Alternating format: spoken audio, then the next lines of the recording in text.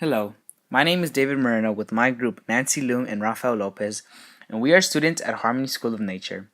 For our project, we decided to do the Transverse Wave Demonstrator, which allows mechanical waves to be created to demonstrate the behavior and properties common to many types of waves.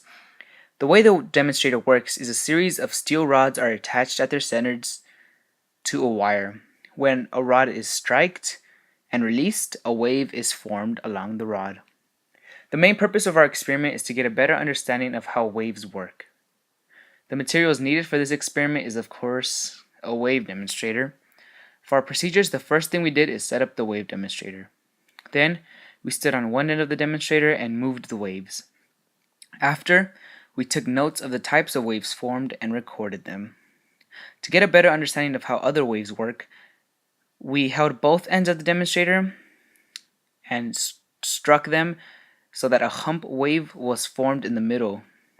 When we held the middle and swung the rods, the ends flapped to create waves like wings on a bird. For our ELA component, we did a journal which creates a platform to consistently reflect on all aspects of the project through the entire experience by writing down what we did.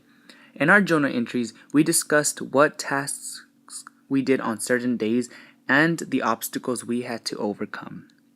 For our social studies component, we did historical connections by discussing famous physicists who studied waves, the first being James Maxwell Clerk, who focused on the theory of electromagnetic radiation, and in 1865 published a book titled A Dynamic Theory of the Electromagnetic Field.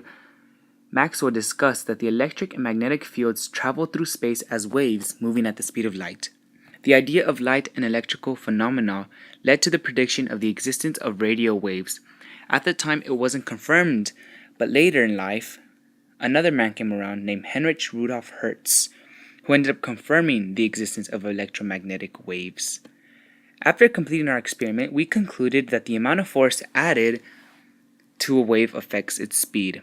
When we added more or less force to our strikes, when we swung the strings of the demonstrator or rods, it caused the waves to do slower and or faster waves.